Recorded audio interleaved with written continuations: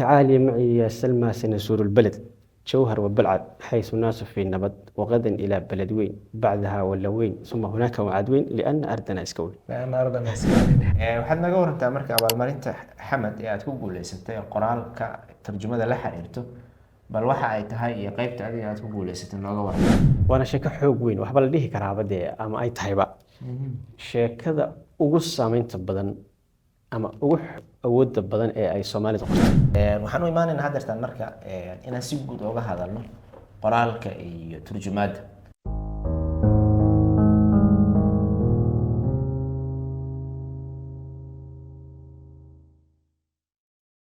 بسم الله الرحمن الرحيم ولا ليال صاحب يال سو دواada mar kale waa barnaamijkeennii waxbarasho podcast oo aan muddo ka raagnay maanta waxa inoo marti culus waana qoraa sare Faarax Binin Boos oo wadankan Qatar nala joogo naguna soo booqday ayna marti qaadeen guddiga mas'uulka ka ah jaa'izada ama abaalmarinta la yiraahdo Xamad ee tarjumada jaa'izadan oo ah ama abaalmarintan oo ah mid caalami ah ayuu Faarax ku guuleystay sanadkan waxaan ka wareysan doonaa turjumada qoraalka buugaagta oo qoray iyo waliba waxyaabo kale oo fani ah oo aanan ka marnayn riwaayadaha iyo fanka Faarax sidaan hore u sheegay waa qoraa wax ku qoro luqadaha af Soomaaliga Carabiga iyo Englishka intaba waxaana insha Allah taala rajaynayaa in uu muuqaalkan u iftiimiyo wax badan dhalinyarada Soomaaliyeed ee majaalka ama dhinaca danaynayo Faarax soo dhawow aad baan ugu faraxsanahay inaad marti noo tahay waa dhawahay Cabdiweli aad baan idin salaamayaa sidoo kale asxaabtada ku xidhanna aad baan u salaamayaa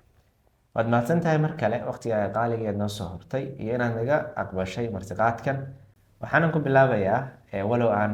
taariif kooban ka bixiyay bal inaad dadka isbarto ku daawanaya Faarax oo kuma bismillaahir rahmaanir rahiim dhamaan waan salaamayaa asxaabta kala duwan Faarax waa nin Soomaaliyeed ku dhashay magaalada Ceerigaabo waxbarashada hoose ku dhigtay magaalada Qardho waxbarashada dhexe iyo dugsiga sare kaga baxay magaalada Boosaaso jaamacadiina ku soo bartay dalka Suudaan jaamacadda la yiraahdo Jaamacadda Afrika Caalamiga dalka ku soo noqday 2009kii ilaa haddana jooga oo ka shaqeynaya si fiican aad iyo aad waan gartay waxaad naga warantaa marka abaalmarinta Xamad ee aad ku guuleysatay qoraalka tarjumada la xiriirto bal waxa ay tahay iyo qaybta adiga aad ku guuleysatay nooga waran abaalmarinta Xamad waa mid ka mid ah abaalmarinada ugu muhiimsan ee dunida Carabta oo ka shaqeysa ama dhiirigelisa turjumida waxa la qabtaa sanad kasta hal mar baa la qabtaa bisha 12aad waxa ay u furan tahay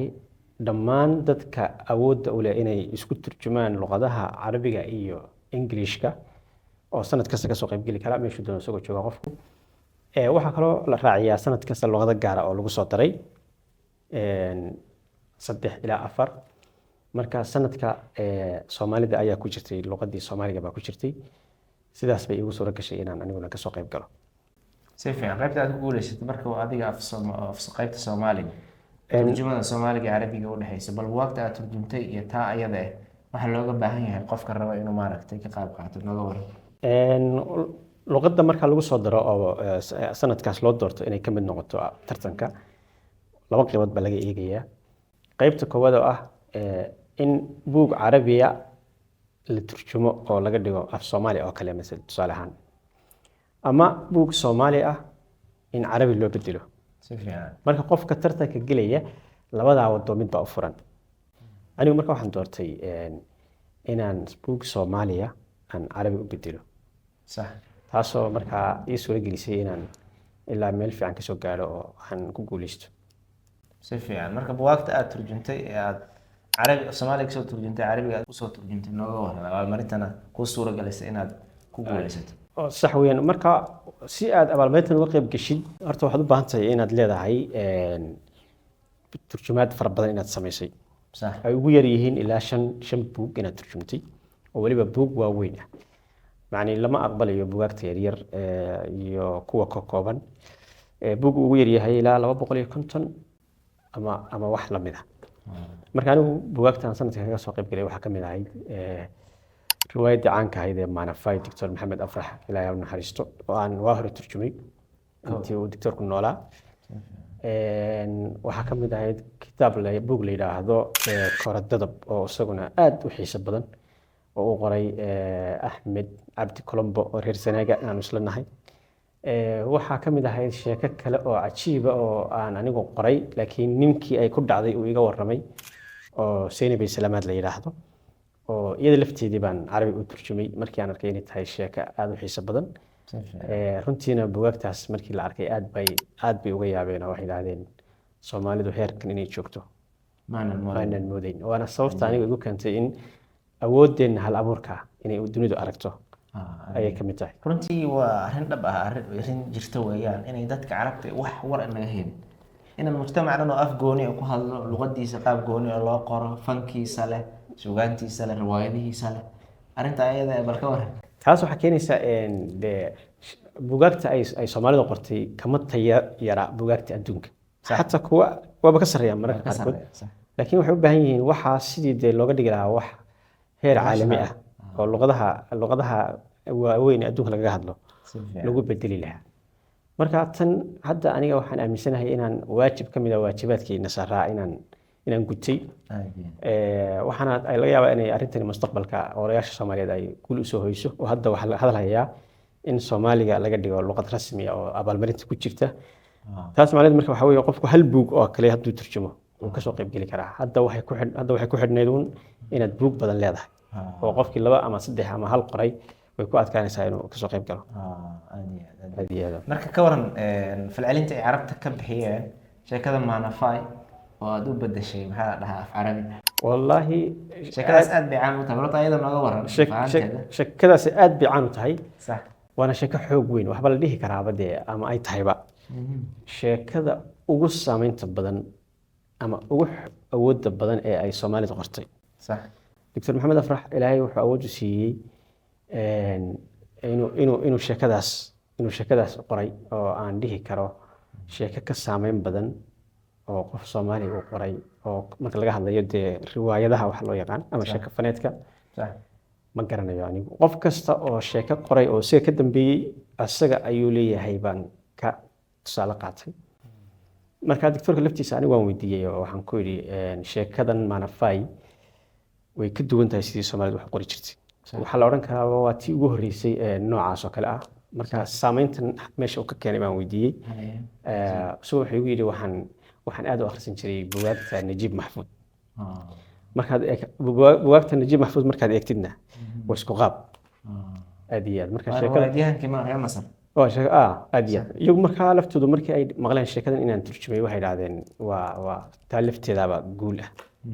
intaan wax kaleba la eegin. marka sheekooyinkaas oo dhan horta aad sheegtay af Soomaali way ku daabacan yihiin oo buugaag jiro. marka kuwan kaleete ee carabiga ah way soo bixi doonaan oo la daabici doonaan. kuwan way soo bixi doonaan insha Allah sanadkan gudihiisa haddii Ilaahay na gaarsiiyo way soo wada bixi doonaan. waxaad jihada oo abaalmarinta bixinaysa daawacaysa. dabcan iyagoo marka dalkeena way soo gaari doonaan. meelaha kalena waa laga heli doonaa saan filayo. si fiican aad iyo aad waxaan u imaanaynaa haddeertaan marka inaan si guud uga hadalno qoraalka iyo turjumaadda. bal marka hore buugaagta aad qortay marka hore maadaama aad qoraanimo ku bilowday inooga waran iyo buugaagta aad turjumtay intaba. markii ugu horreysay anigu horta waxaan ku bilaabay qaybta inaan anigu wax qoro. inaan wax qarano waxaa sabab u ahayd buug baan akhriyey mar hore oo aad u fogeyd oo aan iskuulka ku jiray dugsiga sare aan sii dhammaynayay. buuggaas markaa saameyn buu aniga igu yeeshay oo ah bal inaan wax qori karo iyo in kale. buuggaas waxaa la odhan jiray waxaa laga yaabaa dadka badankooda inaan arag oo xilli hore buu soo baxay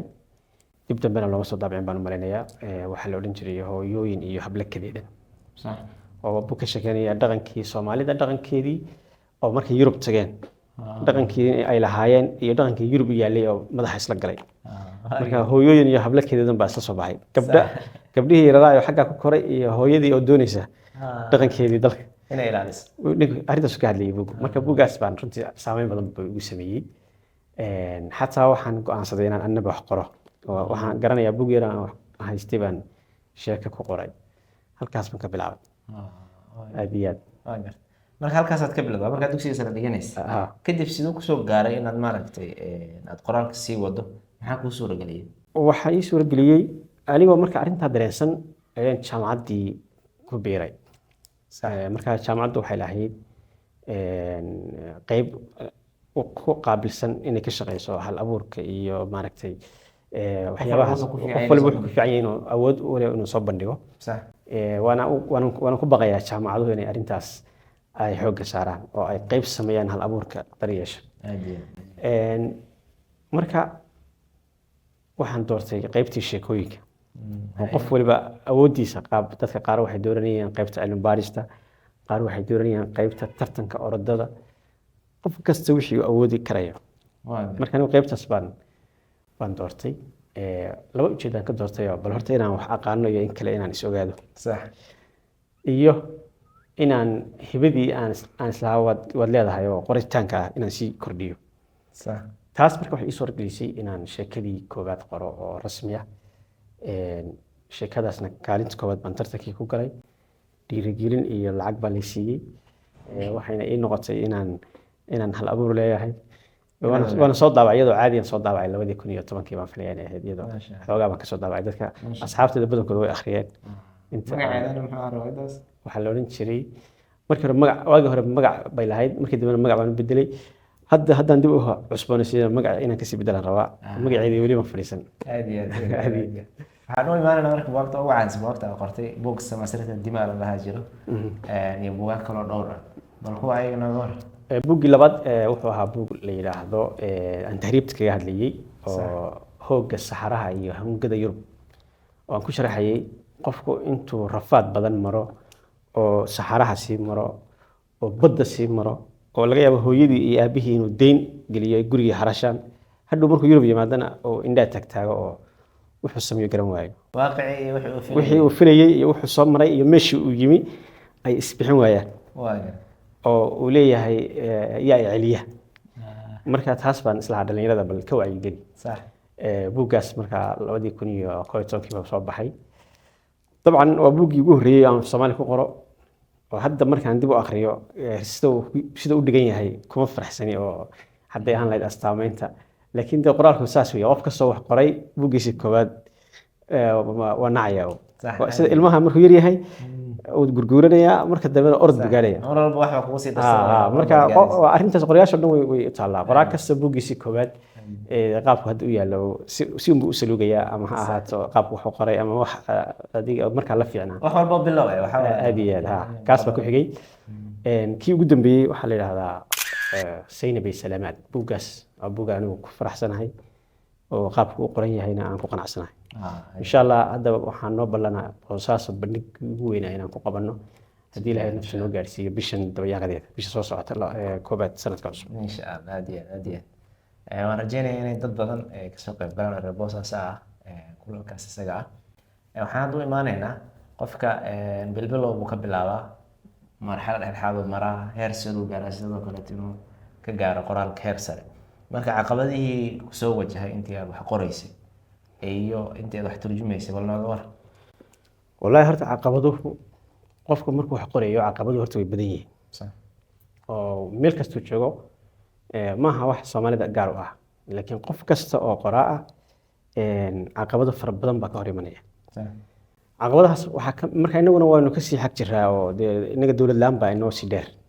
bulshada wax qortana ma banihin. bulshada wax qortana ma nihin. marka waxaa laga yaabaa waxaad maanta dhan soo qoraysay inuu qofku yidhaahdo isagoo PDF ma soo diraysa ama wuxuu qoranayaa waxaan maxaa shaqadan ku geliyay, ma shaydaan baa waxaan ku dirsaday. iska daa inaad dhiirigelin haysid. marka taas waxay keenaysaa inay qorayaal badani markay hal buug qoraan ay iska niyad jabaan oo farax ka qaadaan. qaarkoodna waxaasoo jira waxay isku dayaan inay dhaafaan oo aakhirka ay guul ka gaadhaan. si kastoo marka dhibaatadu ma yara. buug baad soo daabacaysaa, waxa weeyaan cidina kaa iibsan mayso.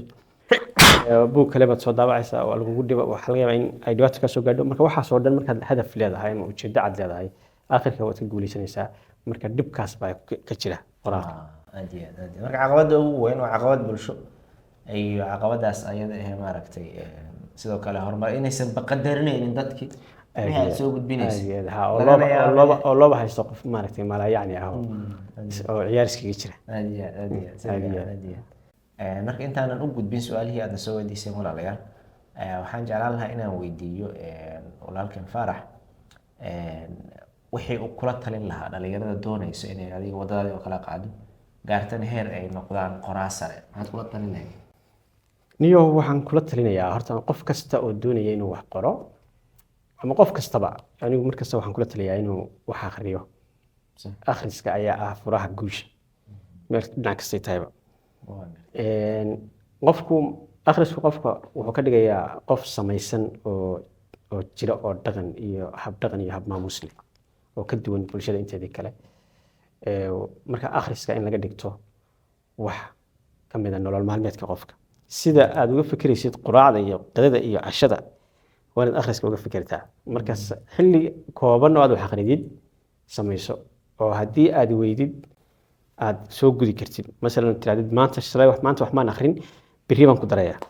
oo ka jira marka jadwalka noocaas inuu qof kasta samaysto. haddii aadan hadda lahayn, way ku adkaanaysaa qofku inuu wax akhriyo marka ugu horeysa iyo marka labaad. laakiin wuxuu gaarayaa heer haddii aanu wax akhriyin aanu caafimaadaynba, uu leeyahay akhriska baga maqanay waa inaan wax akhriyaa. marka heerkaas buu gaarayaa. marka tijaabi maanta bilow, isku day inaad bishan buug, haddaadan dhammayn karin horta bal buug inaad kala barka gaarsiisid sidoo kale. marka dambena waxa uu ku noqonayaa wax dhaqankaaga ka mid ah, sida aad shaha uga fikiraysid, sida aad biyaha uga fikiraysid, sida cuntada uga fikiraysid. waana wixii ilaahayba dee marka maankaad ka gaajoonaysaa markaad wax akhriska la qabsato. maankaad ka gaajoonaysaa. exactly how saas u yahay. maankaad ka gaajoonaysaa. hadiya inta maanka gaajaysan yahay weli dooti hadda la marka aan wax akhrino si aan maxay si aynu u guulaysan. markaad wax akhridid ayaad soo noqonaysaa qoraa. haddii aad qoraa tahay waad ogaanaysaa. haddii aadan qoraan noqonna meel kale aad ku fiican tahay baad akhriskaaga ka dhex faa'idaysaa. marka hore waa in akhrisku waa baaritaankii qofku lagu baarayay mawhibada ku jirta ayaa lagu ogaanaya. ma injineer baa, ma darawal baa, ma fanaan baa, ma qoraaba, muxuu yahay? haddaan wax akhrin lama ogaanayo. meeshaan marka su-aal baad ka jawaabtay oo ah soo noqnoqoto dadka inta badan weydiiyaan oo ah sidaan qoraa sare ku noqon karaa ama qoraalka meel sare oo gaari karaa? waxaad qoraasna ku noqon kartaa de kulli horta waxay ku xiran tahay adigu waxaad doonaysid. anigu hadda wax waddo la raaco qoraasna lagu noqdo ma sheegi karo, laakiin adiga hadafka aad adigu leedahay ayay ku xiran tahay. maxaad doonaysaa aad qoraan noqotid ee ujeedka aad qoraa u noqonaysaa maxay tahay? kulli taasi waxay ku xiran tahay mas-uuliyadda adigu markaad dareemaysid baan dhihi karaa. laakiin taa lafteedii baa akhriskaaga baahan. adoo aan waxba akhrin qoraan ma noqon karaysid. waayo akhrisku wuxuu keenayaa afkaar buu kugu soo kordhinayaa. ereyo cusub aad hadhow qoraalkaaga u isticmaashid ayaad baahan tahay. waayo markaad wax qoraysid waa inaad haysataa ereyo fara badan oo aadan hal eri maanta dhan waxaad arkaysaa dad buugta qaarkood markaa saa u akhridid ilaa 5 eri baa maanta dhan soo noqnoqonaya. kaas marka wax ka muuqata qofka buuggan qoray inay ereyadu ku yaraayaan oo aan wax akhrin. laakiin markaad wax akhridid waxaad helaysaa ereyo fara badan oo aad waxaad doonaysid ku cabiri kartid adiga oo xor ah. saboolnimo maskaxeed baa markaas jirta. saboolnimo maskaxeed baa jirta aad iyo aad si fiican. marka meesha waxaan u imaanaynaa marka turjumada iyo inuu qofka buug qoro siday u kala duwan yihiin iyo siday u kala culus yihiin bal ayada nooga hor noo iftiimi maadaama labadaba adiga aad samaysay. turjumada iyo in buug la qoro horta way kala duwan yihiin. mid kastana caqabad gaar buu leeyahay oo qaar ka mid ah inagii hadda ka sheekeynay qoraalka. turjumadu waxay qoraalka kaga duwan tahay rasmiga ah oo xorriyad la'aan baa jirta. anigu markaan wax turjumayo xor ma ihi oo waxaan doono ma turjumayo, waxaan doono ma isticmaalayo. waxba dhici karta xataa waxyaabo aanan diidanahay inaan turjumo anoo ixtiraamaya buuggan aan turjumayay. sabab kasta hay waxaan barto inaan buuggan turjumo. sababo dhaqaale ha ahaato, shaqadayda ha ka mid ahaato, sidii doon wuxuun baad keenaya inaan buugga qof u turjumo. marka adiga turjumida marka raacaysid horta kow xor ma tihide qofkan buugga lahaa wixii uu aaminsanaa ee meesha ku qoray ayaad raacaysaa. kaasi waa mid ka duwan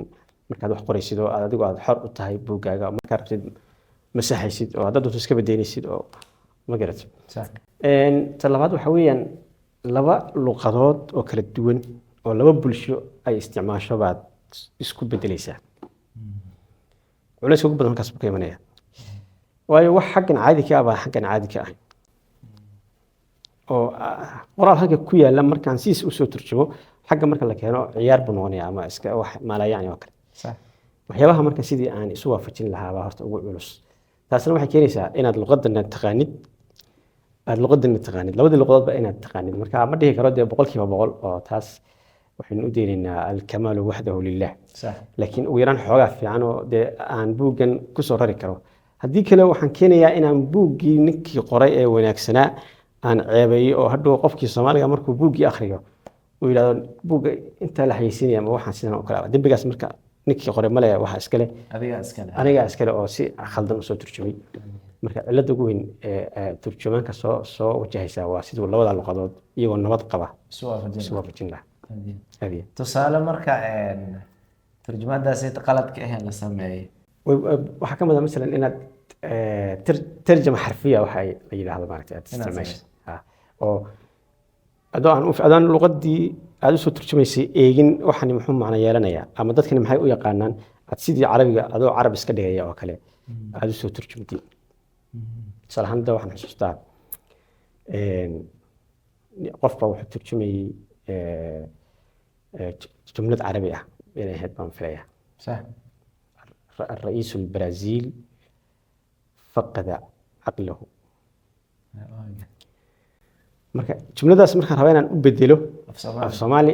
waxaan xoogga saarayaa afkayga dadkaygu maxay jumlada u yaqaanaan ma oranayo sidee u turjumaa erigan markaas qofku wuxuu yiri madaxweynihii Brazil ayaa caqligiisii lumiyay qofka caadiga aan aqoonta ama af carabiga aqoon ma fahmayo jumlada saas oo kale ani marka taas oo kale markaan ag joogo waxaan isweydiinayaa dadkaygu maxay u yaqaanaan xaaladan oo kale dadkaygu maxay u yaqaanaan dadku xaaladan oo kale waxay u yaqaanaan madaxweynihii Brazil baa waashay oo fahmaya qof kasta way fahmaya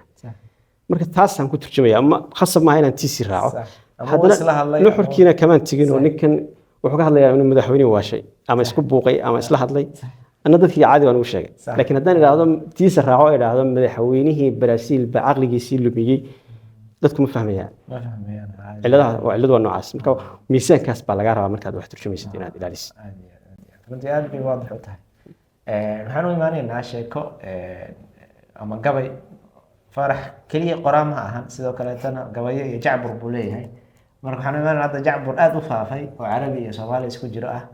oo bal sida uu ku yimid iyo inaad wax nooga taabato jacburkan isaga ah qosalka badan والله horta jacburkaas tee waa hore buu ahaa muddo badanna waan isticmaalay sax marka laakiin badankood dadku si horta wax ku soo galay oo aan isagoo macnaha aan dhameystirayn sax ayuu ku soo galay marka fursaddan haddaan uga faa'iideysto waxaan rabaa inaan sheego asbaabtii ka dambeysay iyo dadkii ka soo shaqeeyay inuu soo gaaro horta gabaygan munaasabadiisu waxay ku beegnayd 2007 Suudaan arday baan markaa la hadlayay marka munaasabada waxaa qabanqaabinayay rag badan oo aan hadda ka sii salaami karayo ninka la yiraahdo Mustafa Asburo saaxiibkay oo London ku nool hadda aad baan ugu mahad celinayaa inuu chance-ka ay baneeyay waxaan kaloo ka sii garanayaa Axmed Mire Saciid saaxiibkay oo isna xiriirinayay barnaamijka hadiye ka ahaa isagana waa salaamaya garow buu joogaa qaybtan ay Soomaalidu aad ka u dhageysatay memory-ga la isugu gudbin jirayna waxa duubay Ibrahim Dr. Abdul Qadir oo isna xiriir ka ahaa xaflad boosas ka dhacaysay oo igu casumay Dr. Umar Maxamed Warsame dhamaan akhyarta soo dhan horta waa salaamaya oo gabaygaas iyagu dadka soo gaarsiiyay munaasabada gabaygu waxay ahayd 2007 dalka Soomaaliya badee duruufo adag baa ka jiray oo aad u dhibaato badan marka xataa waxa ardaydu halhays u ahaa marka uu ardaygu jaamacadda dhameeyo dadka meelaha kale ka yimi berigaasna dalkeena kaliya baa dhibaato ka jirtay sax la socod hadda wala soo gaari hadda waa la kala badan ba feelkan soo hadda qaar badan bayna dhaafay inaga hooseey laakiin waaga kaliya baynu ahay adduunku macnaha wax naxariis inoo hayn Suudaan waa dhisnay Yemen waa dhisnay Suuriya waa dhisnay Liibiya inaga un baa inagu maadsan jiray oo la dhigay dadkii gaajada ah dadkii isdili jiray inaguna saasinu waxba ku qaadan weyn marka ardayda kale ee jaamacaddu markay sii dhameynayaan xafladay bilaabaan farxad bay bilaabaan damaashaad bay bilaabaan ardayga Soomaaligana su'aal buu isweydiiyaa fa ayna tadhabuun ayaa la oran jiray xageed aadaysaa wadagan dhameeya xagee tegaysaa markii aad sii dhawaatidba waxa ku sii bilaabmaya murugo iyo dismoral wargeys waxaan xusuustaa Aljazeera habeen kasta shaashad weyn baa ardada lagu ay ku daawan jireen wararka sax oo dee arday kala duwan oo caalam kala duwan ka yimid isugu imanaya lambar 1 marka inaga ah Soomaaliya xamar waxa dhintay 35 waxa dilay wax dhiig dagaal marka ardayga nafsiyan buu xanuunsanaya marka aniga waxaan sidii bal waxa inaan dadka niyadda u dhistido ay ardaydu ay waxan ka bixi doonaan oo mushkiladu cidna lama dhalan waa laga dhamaadaa barsaasan ujeedkaygu intaas oo ahaa marka waxaan u sawirayay dalkii oo hagaagay oo nabad noqday dadkii oo nolol helay xabadii oo dhamaatay qaraxii oo istaagay dadkii oo isguurguursanaya oo dalxiisaya oo magaalo tagaya sheeko noocaas baan u sawirayay halkaas bay sabab nasuulkeedu saas oo ah waa gartaa xafladaad marka ka jeedisay aad iyo aad marka waxa nooga sheeg والله إني هرت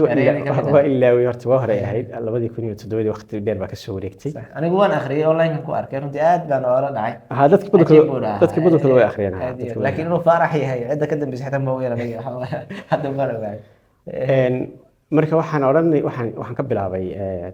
تعالي يا سلمى إلى المن والسلوى والحب والهوى المشكلة انتهت والناس اتحدت والأوضاع تحسنت والنعمة تربعت فلا حبد ولا رصاص ولا قتل إلا في قصاص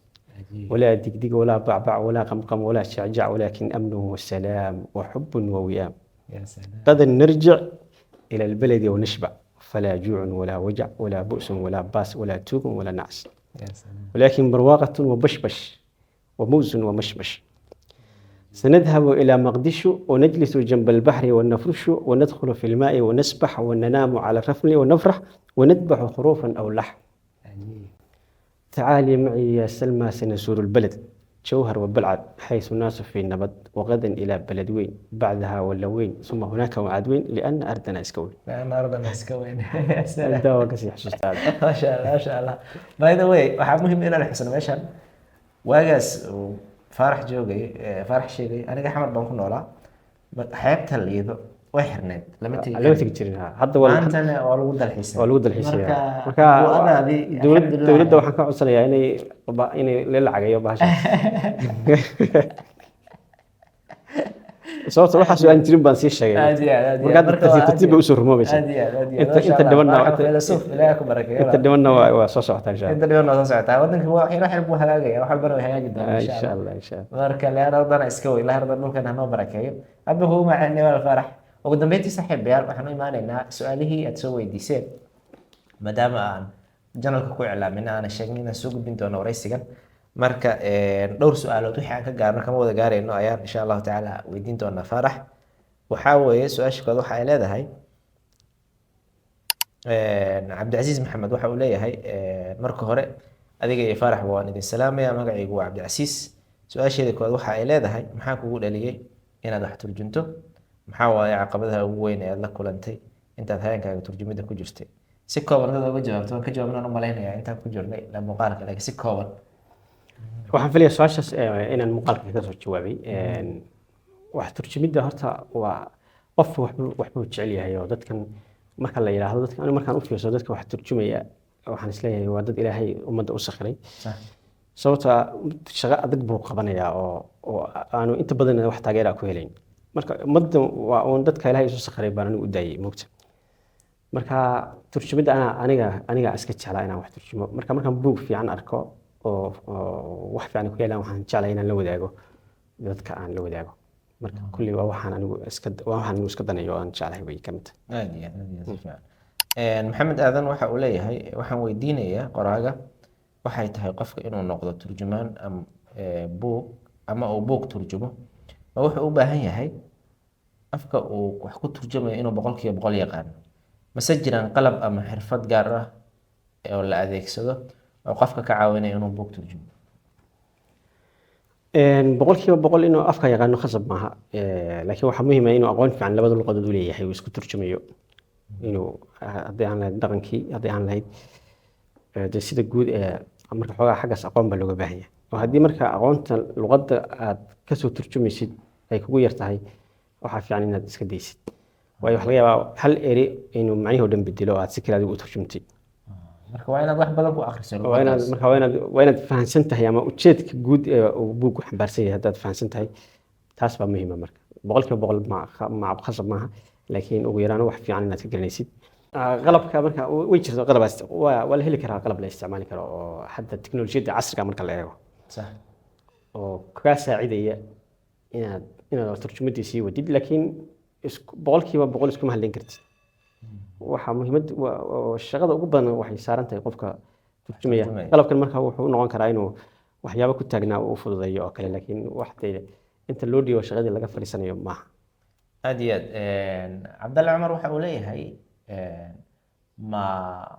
qoraalka ma hibo la kasbadaa mise qofka wuu kasban karaa inuu wax qoro ama turjumo oo qoraal noqdo qoraalku horta qoraalku waa hibo baa loo dhihi karaa sida gabiguba hibo u yahay sax laakiin goormaan ogaan karaa inaan qoraa ahay waa inaan horta wax akhriyo weeyaan su-aasha horan waxay ku jirtay bilowga waraysigeena markaad wax badan akhridid ayaad ogaanaysaa inaad qoraa tahay ama aad shaqo kale ku bannaan tahay dadku wada qoraa ma wada aha dadku wada gabyaa ma wada aha qof kasta wuxuu ku fiican yahay laakiin horta wixii ku fiicnaa see ku ogaan karaa baa isweydiin leh waa in baaritaan la sameeyo baaritaankana maxaa lagu sameynayaa waa inuu qofku wax akhriyo markaa buu soo baxaya waxa uu leeyahay cabdiraxmaan maxamed xasan shantii buug ee ugu saameynta badnaa carabi ee uu akhriyay qoraaga iyo sidoo kale qorayada uu ka helo wax soo saarkooda dhinaca luqadda carabiga wallaahi niyo shan buug hadda ma soo qaban karo inay dee kasoo fikri bay ahayd mar hore aad soo weydiisaan wixii aad ka gaarto laakiin qorayaa badan baa jira buugaag badan oo waxaa jirtay maaragtay aniga aan saameyn ugu yeeshay waa run way jiraan najiib maxfuud riwaayad uu leeyahay oo la yidhaahdo awlaadu xaratina waa horta igu yaab badnayd oo waxaan kaloo aada u akhristay bugaagta uu qoray doctor najiib kaylani oo riwaayad islaamiya buu leeyahay dilu laswad mawaakib alaxraar inta dhinacaas riwaayaadka kuwaas waa maasha allah weeyaan waxaa kaloo aan ina akhriyay bugaag lasoo turjumay oo ay qoreen niman reer galbeed ah oo aada u cajiiba baa jira oo buug la yidhaahdo almalaaikatu washayaadiin salus aad baan uga yaabay waa riwaayad kuwana yidhaahdaan riwaayad boolisiya weeyaan marka way badan yihiin lama soo koobi karo almalaaikatu shayaaiin yaa qoray marka malaaikatu shayaadiin waxaa qoray dan brown in la yidhaahdo oo mareykan waa la turjumaya su-aasha ugu dambeyso waxa uu leeyahay garashadoon waxaan weydiinayaa waxaa jirto dhibaato haysata dhalinyarada turjuma bugaagta taasoo ah in lagu xadgudbo xuquuqdooda bugaagta ay qoraan buuggii uu qofka qarashka geliyey ayaa la koobiyeysanayaa markaasaa lacag jaban laga siinayaa tii uu asaga ku iibinaya lacag ka jaban ayaa lagu iibinayaa arrintaas maxaa xal u noqon karo soomiyad jab iyo dhaqaale burbur uma horseedayso qofkii ku dhiirada inuu wax turjumo wallaahi horta dhibaatadaas way jirtaa waana mid la socotay isbeddelka teknolojiyadda casriga ah oo qofkii buuggii uu soo saaray markiiba waxaa laga yaabaa in la soo geliyo suuqa la keeno dadkii hore wax qori jiray dhibaatada may qabin oo buugtooda iyaga unbaa haysan jiray marka qofka hadda wax turjumaya waa inuu horta dhibaatada maskaxda kusii hayo marka waxaa laga rabaa sidii hal maalin uu wixiisii ugala soo noqon lahaa in horta ka fikiro aanu odhan mustaqbal baan lacag ka sugaya waxaa kaloo muhiim qofka wax turjumaya inaanu dhaqaale markaad wax turjumaysid dhaqaale ahaan barnaamijkani kuma anfacayo laakiin siyaabo kale khayr inaad faafinaysid ama inaad waxun kale aad ku tiirsan tahay ayaa barnaamijkaas baan isleeyahay wax laga keeni karaa inta la helayo dee waddankeenu uu helayo in qof kasta xuquuqdiisii loo ilaaliyo hadda kama dhacayso wadamadan dowladaha rasmiga ka jiraan oo qofkii waxaa sameeyo waxaa lagu xukumayaa magdhow laakiin dalkeennii waxa weeyaan waa adoo iska taagan baa lagu duubayaa facebook lagu soo dhigayaa hadhow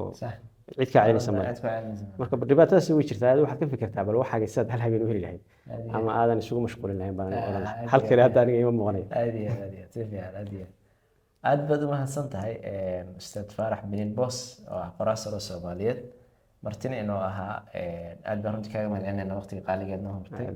iyo dulqaadka labadaba